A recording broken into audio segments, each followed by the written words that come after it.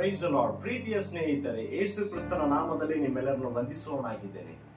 ಈ ದಿನ ತುಂಬಾ ಸಂತೋಷವಾಗಿದೆ, ಏಕೆಂದ್ರೆ ನನ್ನ ಪ್ರೀತಿಯ ಸೇವಕರು ಪಾಸ್ಟರ್ ಬಸವರಾಜ್ ಅವರೊಂದಿಗೆ ಒಟ್ಟಿಗೆ ಸೇರಿ ಸೇವೆ ಮಾಡಲು ದೇವರೊಂದು ದೊಡ್ಡ ಕೃಪೆಯನ್ನು ಕೊಟ್ಟವರಾಗಿದ್ದಾರೆ. ಈ ದಿನ ಅವರ ವಾಕ್ಯವನ್ನು ನಿಮ್ಮೊಂದಿಗೆ ನಾನು ಹಂಚಿಕೊಳ್ಳಲು, ಅವರ ವಾಕ್ಯವನ್ನು ಕೇಳಲು ಆತುರ ಪಡುವವನಾಗಿದ್ದೇನೆ.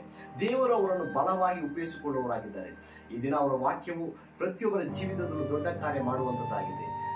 ದೇವರ ಕೈಯಲ್ಲಿ ಒಪ್ಪಿಸ್ಕೊಡ್ತಿದ್ದೇನೆ. ದೇವರು ಇವರು ನಡೆಸುವವರಾಗಿದ್ದಾರೆ. ದೇವರ ಮುಖಾಂತರ ಏನ್ ವಾಕ್ಯ ಕೊಡ್ತಾ ಇದಾರೋ ಅದು ನಿಮ್ಗೆ ಆಶೀರ್ವಾದವಾಗಿರುತ್ತೆ. God bless you.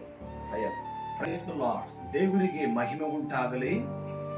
ವಿಶೇಷವಾಗಿ ನಿಮ್ಮನ್ನು ನಾವು ಕ್ರಿಸ್ತೇಸುವಿನ ಹೆಸರಿನಲ್ಲಿ ಹೆಸರಾಗಿ ವಂದಿಸುವವರಾಗಿದ್ದೇವೆ. ನನ್ನ ಪ್ರಿಯ ಸೇವಕರು ಕೂಡ ನಾನು ಯೇಸು ಕ್ರಿಸ್ತನ ಹೆಸರಿನಲ್ಲಿ ನಾನು ವಂದನೆಗಳನ್ನು ಸಲ್ಲಿಸುವನಾಗಿದ್ದೇನೆ. ರಕ್ಷಣೆ ಈತನ ರಕ್ತದ ಮೂಲಕವಾಗಿ. ಪ್ರಿಯರೇ, ಭಯ ಪಡಬೇಡಿ. ನಮ್ಮನ್ನು ಯೇಸು ಕ್ರಿಸ್ತನು ರಕ್ತದ ಮೂಲಕವಾಗಿ ರಕ್ಷಿಸಿದ್ದಾನೆ.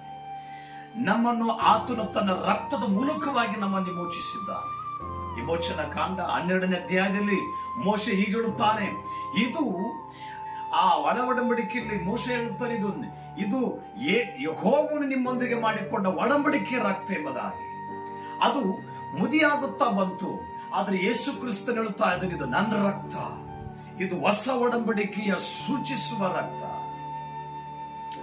ಇದು ನಾನಾಗಿ ನಾನು ನಿಮಗೋಸ್ಕರ ಕೊಟ್ಟಿದ್ದೇನೆ.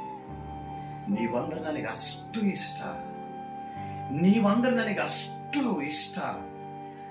ನಿಮ್ಮನ್ನು ಪ್ರೀತಿಸುವುದಕ್ಕೋಸ್ಕರ ನನ್ನನ್ನೇ ನಾನೇ ದಾರಿಗೆದ್ದಿದ್ದೇನೆ. ಕಲ್ವಾರಿ ಶಿಲೆ ಮೇಲೆ ನುಜ್ಜು ನುಜ್ಜಾಗಿ ನಾನಾಗಿದ್ದೇನೆ. ಆಕಾಶದ ನಡುವೆ ಭೂಮಿಯ ಮಧ್ಯದಲ್ಲಿ ತೂಗಾಡಿದ್ದೇನೆ.